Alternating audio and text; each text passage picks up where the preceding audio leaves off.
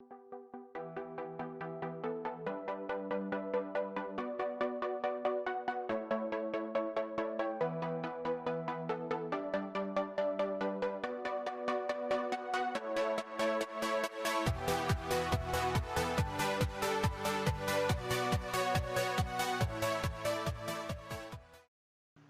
Guys, मैं हूं रोशन चिकने और आज मैं आपके लिए लेके आया हूँ फाइनेंशियल अकाउंटिंग का एक chapter that is internal reconstruction, जो टीवाई बीकॉम और टीवाई बैच स्टूडेंट दोनों को कॉमन रहेगा फाइनेंशियल अकाउंटिंग के अंदर।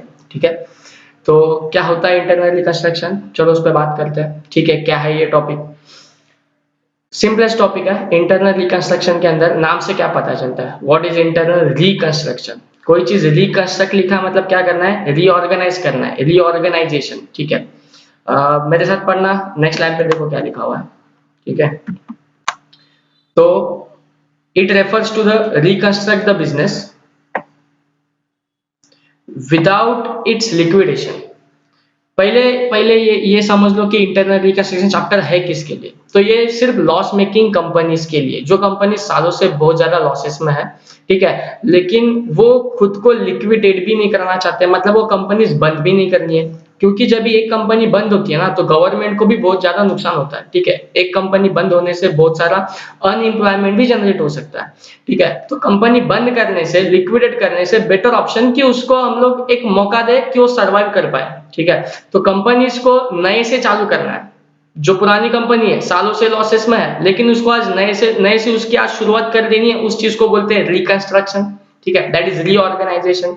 तो पढ़ रहे मेरे साथ, तो यहाँ पे देख पा रहे हो, तो इट रेफर्स टू, क्या लिखा हुआ है, it refers to reconstruct the business, मतलब बिजनेस क्या करो, रिकंस्ट्रक्ट करो without its liquidation, without liquidation किए बिना बिजनेस को रिकंस्ट्रक्ट करना है, फिर से चालू करना है।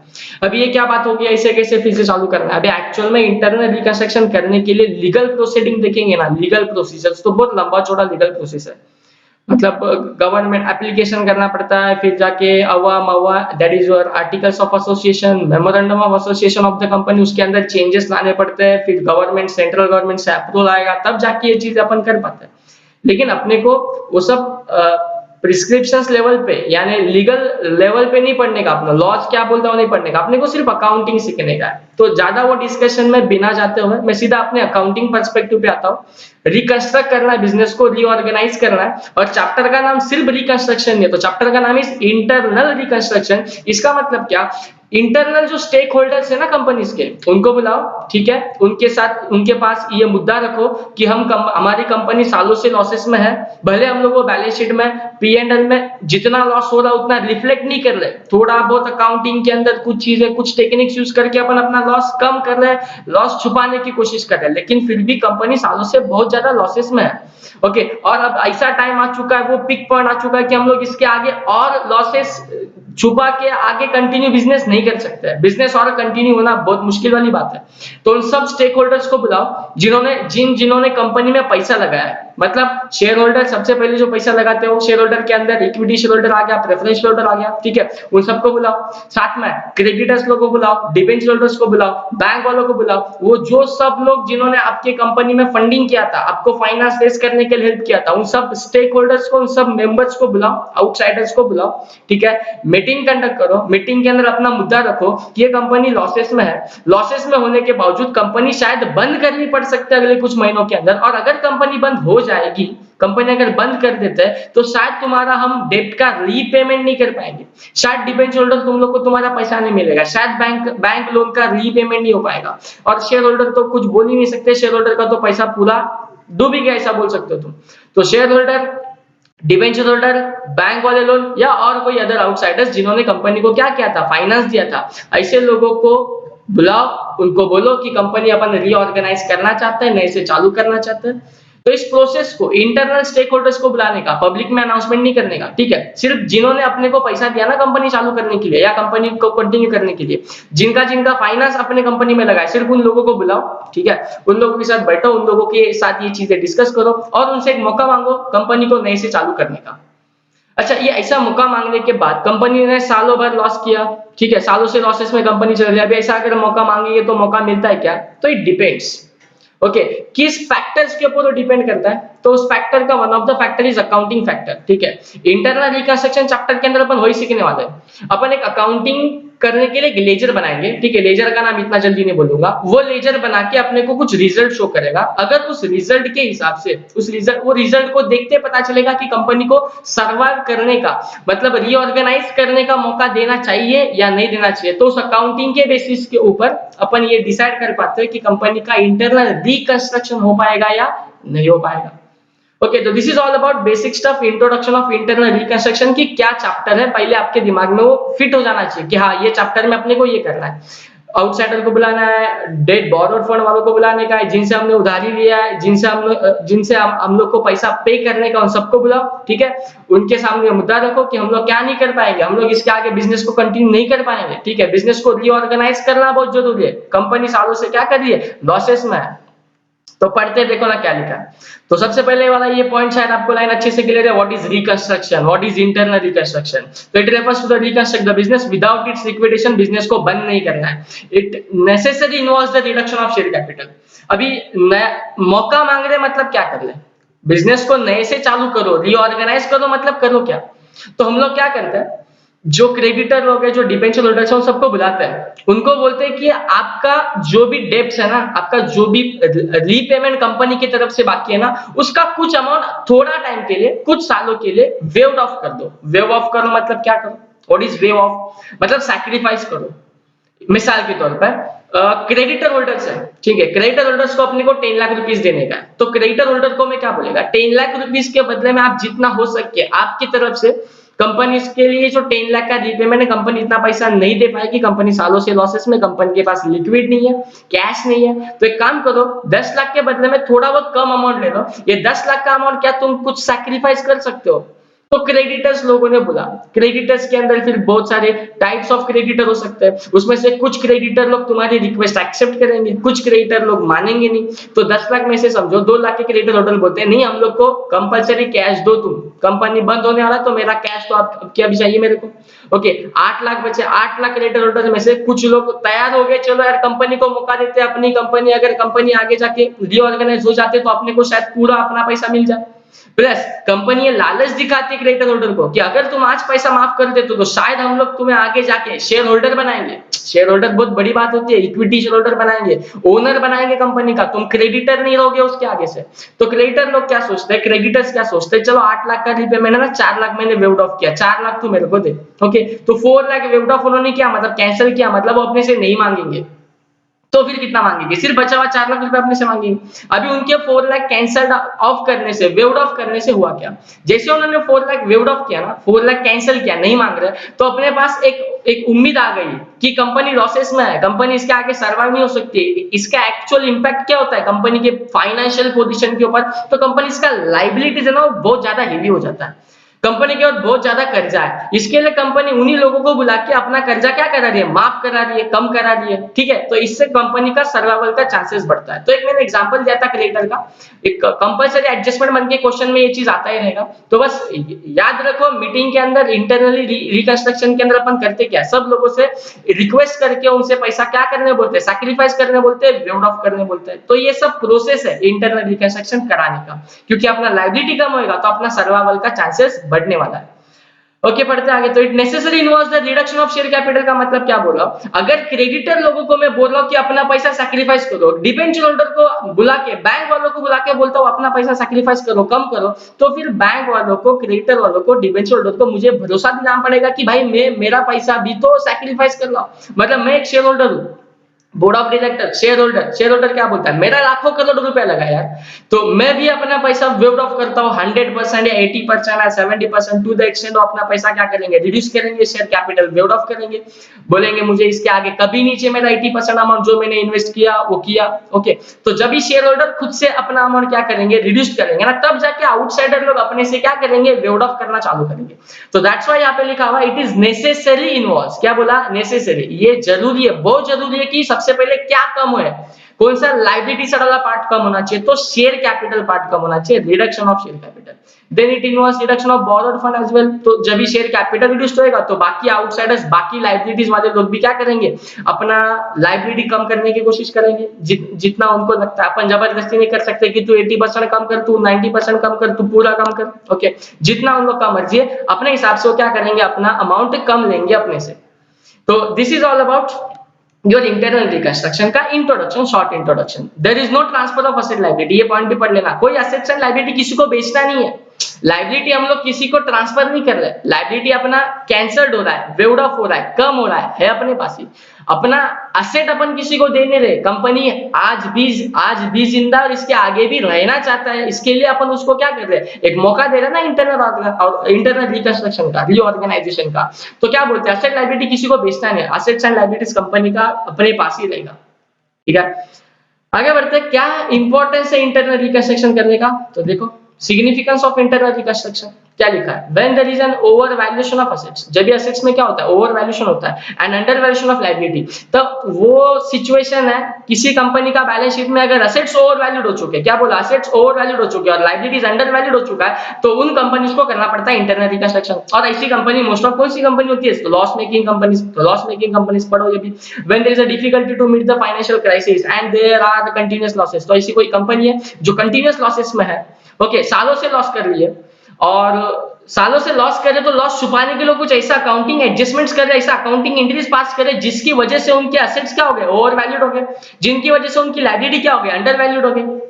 अभी ऐसा कैसे होता है, ये कौन से टाइप ऑफ अकाउंटिंग है, ये लॉस वॉस ऐसा कुछ छुपा सकती है, जरूर छुपा सकते हैं। तो चलो नेक्स्ट स्लाइड पे देखो, एक बैलेंस शीट में प्रेजेंट कर रहा हूं आपके सामने, बहुत इंपॉर्टेंट डिस्कशन रहेगा ये नेक्स्ट वाला, ओके, ध्यान देना अच्छे से क्या बोल रहा हूं। तो ये एक बैलेंस शीट अपने पास है, ठीक है। इस बैलेंस शीट के अंदर अगर देख पा रहे हो तो this is our balance sheet. एक कोई लॉस मेकिंग कंपनी की सपोज बैलेंस शीट है, ये लॉस मेकिंग कंपनी की बैलेंस शीट है, कैसे पता चलेगा अपन कैसे बोल सकते हैं कि ये लॉस मेकिंग कंपनी की बैलेंस शीट है करके। तो पहले एसेट साइड पढ़ना, फ्रीहोल्ड प्रॉपर्टी है, ओके, कंपनी के पास कुछ प्रॉपर्टीज है, कुछ प्लांट एंड मशीनरीज है, गुडविल है, गुडविल के ऊपर डिस्कशन करेंगे, इंपॉर्टेंट डिस्कशन है, ठीक है। Goodwill, by the what is goodwill, goodwill is an intangible asset ना, लेकिन याद करो, फर्स्ट ईयर सेकंड ईयर बार-बार बोलता हूं, मैं बार-बार बोलता हूं, तुम बार-बार बोलते हो, goodwill is an intangible asset, इतना ही याद मत रखो।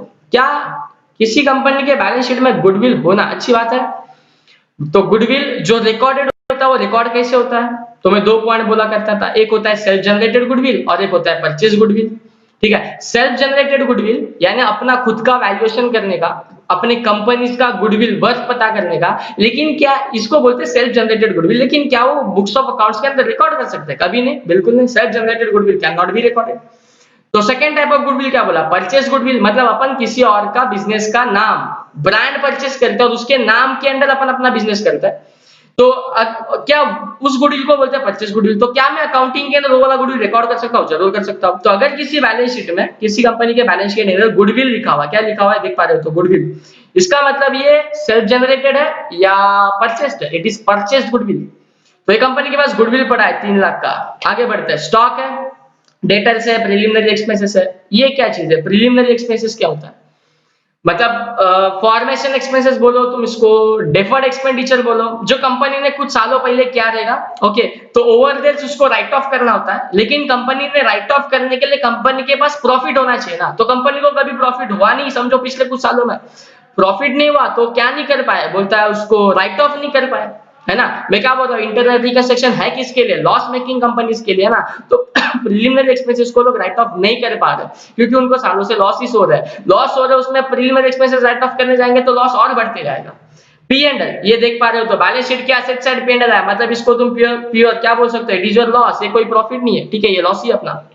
लाइबिलिटी साइड बढ़ते हैं। ओके, क्या लाइबिलिटी साइड में dash percent of preferential capital, मतलब ये प्रेफरेंशियल होल्डर्स है, इक्विटी शेयर होल्डर्स है, देन शेयर प्रीमियम। ओके, कुछ जब भी कंपनी फॉर्म हुआ था तो तभी शायद हमने प्रीमियम पे, या कंपनी जब भी पिक पॉइंट पे थी, जब भी कंपनी अच्छा से बिजनेस कर रही थी, तभी हमने अपने शेयर समझो प्रीमियम पे बेचे थे, तो तब का कलेक्ट किया हुआ शेयर प्रीमियम में अपने पास कितना पड़ा है, 4 लाख रुपया पड़ा हुआ है। देन सन्ड्री क्रेडिटर्स है, मतलब ये आउटसाइडर्स लोग हैं। ओके, डिबेंचर्स ये आउटसाइडर्स लोग हैं। तो मैं क्या बोल रहा था थोड़ा टाइम पहले, तो ये इसी को ये कंपनी है जो इंटरनल रिकंस्ट्रक्शन करना चाहती है, ये लॉस मेकिंग कंपनी है, तो ये लोग क्या करते हैं, ये preferential holder, equity share holder क्या करते हैं, सबसे पहले ये 15 लाख और 20 लाख अपना वेव ऑफ करते हैं, रिड्यूस करते हैं। ये दोनों इकट्ठा 35 लाख का अमाउंट है, वो शायद बोलेंगे कि हम लोग सिर्फ 4 से 5 लाख रुपए लेंगे, बाकी का सब सब वेव ऑफ करेंगे। तो ये शेयर होल्डर ने जो पैसा वेव ऑफ किया ना, ये शेयर होल्डर ने, इसकी वजह से ये क्रेडिटर और डिबेंचर होल्डर को रिक्वेस्ट करेंगे कि तुम भी अपना पैसा क्या करो, सैक्रिफाइस करो। तो ये लोग को बोलेंगे 4 लाख में से कुछ अमाउंट कम करो, 7.5 लाख में से कुछ अमाउंट कम करो। अब ये लोग के सैक्रिफाइस करने से होएगा क्या, क्या होएगा ये लोग के सैक्रिफाइस करने से, अगर ये लोग भी अमाउंट सैक्रिफाइस कर लेते हैं तो थोड़ा समझ पाते हो अकाउंटिंग अच्छे से, तो लेजर रीडिंग आता है, तो बैलेंस शीट का लायबिलिटी साइड का जो टोटल है ना 50-50 का, वो क्या हो जाएगा, रिड्यूस हो जाएगा। अभी बैलेंस शीट तो टैली होना चाहिए ना, तो 50 लाख 50 रिड्यूस हो गया, तो बैलेंस शीट टैली करने के लिए अपने को असेट भी क्या करना पड़ेगा, रिड्यूस करना पड़ेगा। अरे यस और नो, तो असेट रिड्यूस करना है, उसके पहले अपने को क्या रिड्यूस करना पड़ेगा, ये लायबिलिटी वाला पार्ट रिड्यूस करना पड़ेगा। तो क्या लायबिलिटी वाला पार्ट रिड्यूस हो पा रहा है ना, शेयर होल्डर अपना पैसा वेव ऑफ कर रहे हैं, सैक्रिफाइस कर रहे हैं, डिबेंचर होल्डर सन्ड्री क्रेडिटर लोग अपना पैसा क्या कर रहे हैं, सैक्रिफाइस कर रहे हैं। तो इनका पैसा सैक्रिफाइस करने से लायबिलिटी साइड कम हो गया, जितना अमाउंट ऑफ लायबिलिटी साइड कम होगा उतना अमाउंट अपन यूज करेंगे टू रीवैल्यू द असेट्स। मतलब रीवैल्यू एसेट, मतलब क्या ये एसेट प्रॉपर वैल्यूज पे नहीं है, ये एसेट्स ओवर वैल्यूड हो चुके हैं, ये एसेट्स ओवर वैल्यूड हो चुकी है, लायबिलिटीज अंडर वैल्यूड हो चुकी है। तो इसके लिए अपने को एसेट्स को एक्चुअल वैल्यू पे लाना है। अब ये ओवर वैल्यूड कैसे है, मिसाल के तौर पे ये प्रीलिमिनरी एक्सपेंसेस, मैंने क्या बोला 2,50,000, समझो 5 साल पहले खर्चा किया है, तो अब तक तो राइट ऑफ हो जाना चाहिए था ना, नील हो जाना चाहिए था, लेकिन नहीं नील हुआ, मतलब यहाँ पे एक्चुअल वैल्यू बोलूं तो नील होनी चाहिए थी, नील, लेकिन वो नील नहीं है, 2,50,000 दिख रही है, मतलब एसेट ज्यादा है कि कम है, ज्यादा है ना, 250 से ज्यादा है। ओके, देन ये गुडविल है, वो भी धीरे धीरे year by year right of करना चाहिए था, सालों से मैंने राइट ऑफ नहीं किया है, सालों से राइट ऑफ नहीं किया, तो ये अगेन 3 लाख का गुडविल भी क्या है, ओवर वैल्यूड तो दिख रहा है ना यार, ज्यादा वैल्यू पे दिख रहा है। देन लॉसेस होता था ना, तो मैं क्या करता था, डेप्रिसिएशन का एंट्री नहीं पास करता था। अब ये करने से क्या होता था, असेट्स डेप्रिसिएशन नहीं पास करता था, मतलब असेट की वैल्यू जो कम होनी चाहिए थी वो कम में नहीं कर रहा हूं, कुछ समझ पा रहे हो बात को, तो असेट्स की वैल्यू कम नहीं हो रही थी, इसके लिए P&L के डेबिट में मैं डेप्रिसिएशन भी नहीं लिख रहा था। तो बात क्या हो गई, असेट्स क्या हो गया अगेन अपवर्ड, यानी ओवर वैल्यूड रह गए, उसको डेप्रिसिएशन ने मैंने चार्ज किया सालों से। तो ये कुछ मैं एडजस्टमेंट किया करता था, क्या करने के लिए, मेरे बिजनेस के लॉसेस को छुपाने के लिए, या बिजनेस का लॉस और बढ़ सकता था उसको मैं इंटरनली कुछ ये एडजस्टमेंट करते हुए मेरे एसेट्स को क्या करता था, एक्चुअल वैल्यूड ही नहीं करता था, रीवैल्यूड ही नहीं करता था, उसको ज्यादा वैल्यू पे रखता था। नहीं तो रीवैल्यूएशन करने से P&L के डेबिट में आएगा, सेकंड इफेक्ट P&L के डेबिट में हिट हो जाएगा, सेकंड इफेक्ट P&L के डेबिट में जाने से P&L का डेबिट साइड हिट होने से लॉस और बढ़ जाएगा। तो ना हो इसके लिए मैंने क्या किया था, एसेट्स को ओवर वैल्यूड रखा था। तो इंटरनल रिकंस्ट्रक्शन करना मतलब क्या, तू अपने बिजनेस की बैलेंस शीट को एक्चुअल लेवल पे लेके आना, एक्चुअल वैल्यूज पे लेके आ, ठीक है। जो ओवर वैल्यूड फिगर थी ना उसको तुझे क्या करना है, कम करना है, कम। तो असेट्स की वैल्यूज को कम करना है, इसके लिए मैंने क्या बोला, सबसे पहले क्या कम करेंगे, ये लायबिलिटीज वाली वैल्यूज को कम करेंगे। तो लायबिलिटीज वाली वैल्यू कैसे कम कर रहे, रिक्वेस्ट करके कम हो रही है, जितनी कम होगी उतने अमाउंट से अपन क्या कम कर पाएंगे, असेट साइड कम कर पाएंगे। ओके, तो ये सब तो ओरल डिस्कशन हो रहा है अपने को, ऐसा करना है चैप्टर के अंदर। अब ये किया कैसे जाता है, तो ये चीज किया जाता है लेजर के थ्रू। ओके, अकाउंट्स डायरेक्ट आ जाओ अकाउंट्स के अंदर, तो एक लेजर के थ्रू किया जाता है, that ledger is called as capital reduction account. Okay, कौन सा लेजर बोला, कैपिटल रिडक्शन अकाउंट। तो ये कैपिटल रिडक्शन अकाउंट अपने को सिंपली बनाना रहेगा, कुछ है नहीं, सिंपल है। कैपिटल रिडक्शन अकाउंट कोई भी लेजर बना रहा है तो सबसे पहले तुम्हारे दिमाग में आना चाहिए लेजर कौन से रूल से चल रहा है। तो CR account, capital reduction account, ये चल रहा है नॉमिनल रूल से। नॉमिनल रूल मतलब क्या बोलेगे तुम, debit all expense and losses, credit all income gain and profit. तो सीआर अकाउंट के, कैपिटल रिडक्शन अकाउंट के डेबिट साइड में मुझे सब लॉसेस लिखने, एक्सपेंस लिखने, क्रेडिट साइड पे सब मुझे क्या लिखना है, इनकम गेन एंड प्रॉफिट्स लिखना है। तो चलो बैलेंस शीट पे जाते हैं, क्या लिखा था उसके अंदर, मेरे को बोलो असेट्स को कम करना है, मतलब असेट की वैल्यू कम होगी, तो उसको कहां पे लिखना चाहिए, सीआर के डेबिट में लिखना चाहिए। और ये लायबिलिटी होल्डर, लायबिलिटी वाले लोग क्या कर रहे हैं, अपना लायबिलिटीज वेव्ड ऑफ कर रहे हैं, सैक्रिफाइस कर रहे हैं, मतलब अपने को इसके आगे उनको ज्यादा अमाउंट देना है कि कम अमाउंट देना है, हाँ बराबर बोल रहे हो, कम देना है ना, कम देना तो अच्छी बात है यार अपने के लिए, तो ये अपना एक टाइप का गेन ही है ना, आज का एक टेम्पररी गेन है। तो क्या बोलता है सीधा, मैं एक जीएसटी बोल दूं आपको, दुनिया भर का जर्नल एंट्रीज है चैप्टर के अंदर, लेकिन एक चैप्टर चैप्टर का जर्नल एंट्री समझने के लिए अगर जिस्ट आपको बता दूं, मतलब इंट्रीज के साथ इंट्रीज के प्रॉपर वीडियोस मैं लेके आऊंगा, इंट्रीज अपन बाद में अलग से कर लेंगे, ठीक है, लेकिन जर्नल एंट्रीज का एक शॉर्टकट की बोल दूं, कोई भी जर्नल एंट्री इन ये रूल पे पास होगी, क्या बोलता है, CR account, capital reduction account, या तो डेबिट होएगा या तो क्रेडिट होएगा, लेजर यही होता है ना, या तो डेबिट होता है या तो क्रेडिट होता है। तो कब डेबिट होएगा कब क्रेडिट होएगा, तो कैपिटल रिडक्शन अकाउंट डेबिट तभी कर जब तेरे को क्या हो रहा है, लॉस हो रहा है, क्योंकि नॉमिनल लेजर है, और क्रेडिट तभी कर जब तेरे को गेन हो रहा है। तो फिर मेरे को बोलो लायबिलिटी वाले लोग अपने को क्या कर रहे हैं, अपना अपना पैसा कम मांग रहे, ज्यादा मांग रहे, कम मांग रहे तो अपना तो फायदा नहीं, तो सब लायबिलिटी साइड वाले लोग उठाओ, शेयर के क्रेडिट में डालो, सब डेबिट साइड उठाओ, असेट साइड उठाओ, उसको अपने को आज रीवैल्यूड करना है, उसका वैल्यू कम करना है, तो डेप्रिसिएशन P&L के डेबिट में लिखते हो ना, लॉस होता है ना, तो वो आज इकट्ठा चार्ज करना है जो सालों से चार्ज नहीं किया था, तो आज आज एक साथ वो लॉस क्या करने को मिल रहा है अपने को, आज वो लॉस अपने को राइट ऑफ करने का मौका मिल रहा है, तो वो राइट ऑफ करना है तो सीआर अकाउंट की कॉपी लिखेंगे, डेबिट साइड में लिखेंगे। तो ये सीआर अकाउंट के अंदर डेबिट साइड में क्या आ जाएंगे, डेबिट साइड में सब के सब असेट्स, ठीक है, तो शेयर अकाउंट के डेबिट साइड में असेट्स लिखेंगे, कौन से असेट्स, वो सब असेट जो अर्लियर क्या थे, ओवर वैल्यूड हो चुके थे, ठीक है, वो सब ओवर वैल्यूड असेट्स को जितना अमाउंट से ओवर वैल्यूड थे उतनी अमाउंट से अपन उसको क्या करेंगे, राइट ऑफ करेंगे शेयर अकाउंट के डेबिट साइड। अभी कोई भी लेजर में डेबिट साइड कुछ लिख रहे हो तो क्रेडिट साइड सबसे पहले अमाउंट आनी चाहिए ना, तो आएगी ना अमाउंट, कहां से आएगी, लायबिलिटीज होल्डर से आएगी या शेयर होल्डर से आएगी। इक्विटी शेयर होल्डर अपना कुछ अमाउंट क्या करेंगे, सैक्रिफाइस, प्रेफरेंस शेयर होल्डर अपना कुछ अमाउंट क्या करेंगे, सैक्रिफाइस, क्रेडिटर्स अपना कुछ अमाउंट क्या करेंगे, सैक्रिफाइस, डिबेंचर होल्डर भी अपना कुछ अमाउंट क्या करेंगे, सैक्रिफाइस। तो उन्होंने जितना सारा अमाउंट सैक्रिफाइस किया ना, यहाँ पे लिखो, ठीक है, वो सैक्रिफाइस अमाउंट समझो आ जाती है 25 लाख, कितनी आ जाती है, 25 लाख। ओके, तो 25 लाख की अगर सैक्रिफाइस अमाउंट हो चुके तो it is are temporary gain, ऐसा बोलो। तो ये 25 लाख के सामने ये पता करो कि तुम लोग को असेट्स कितने का राइट ऑफ करने का, ओके, असेट्स कितना सालों से राइट ऑफ करना तुमने छोड़ दिया था, तो समझो वो इकट्ठा अमाउंट आ जाती है, सपोज 20 लाख, कितनी आ जाती है, 20 लाख। तो आज तक मैंने 20 लाख के असेट को राइट ऑफ नहीं किया था, आज मेरे पास 25 लाख का इंटरनल रिको करने की वजह से गेन जमा हो रहा है एक टाइप का, ओके, एक नोशनल गेन है, एक्चुअल गेन नहीं है, ये एक नोशनल गेन है, ठीक है, नोशनल वर्ड से तुम फैमिलियर हो। तो 25 लाख क्या हुआ, 25 लाख का एक नोशनल गेन जमा हो गया, जिसके सामने मैं 20 लाख का क्या करूंगा, असेट्स जो ओवर वैल्यूड थे उनको राइट ऑफ करूंगा, तो एक्चुअल वैल्यूज पे आएंगी। तो ये मेरे करने से मेरे आज बैलेंस शीट की पोजीशन एक्चुअल पे आ गई, एग्जैक्ट वैल्यूज पे आ गई। तो जो करना अपना टारगेट था, जो इंटरनल रिको चैप्टर का ही टारगेट है, तो ये जैसे हो गया, अब इंटरनल रिकंस्ट्रक्शन इज पॉसिबल, तो सब लोग परमिशन देंगे, इंटरनल रिको हो जाएगा, कंपनी नए से चालू होगा, कंपनी नए से बिजनेस स्टार्ट करेगा, ओके। और फिर बोलेगा ये लेजर का जो डिफरेंस है ना, डिफरेंस उसका क्या, 5 लाख का इधर डिफरेंस दिख रहा है क्या, 5 लाख का, 25 लाख और ये 5 लाख, तो 5 लाख बोलेंगे ये एक्चुअल गेन है कंपनी का नए से चालू होने के दिन का, ठीक है। जैसे कंपनी रीऑर्गेनाइज हो गया, कंपनी रीऑर्गेनाइज हो गया विद अ गेन, और that gain is not recurring gain, ये कोई रेवेन्यू गेन नहीं है, it is a one time gain, and if it is a one time gain has to transfer to capital reserve, तो इसको अपन transfer करेंगे capital reserve के अंदर।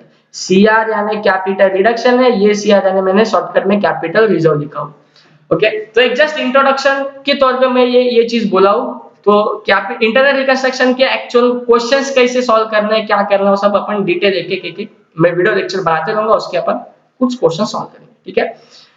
So that's it for the day. Thanks to all of you.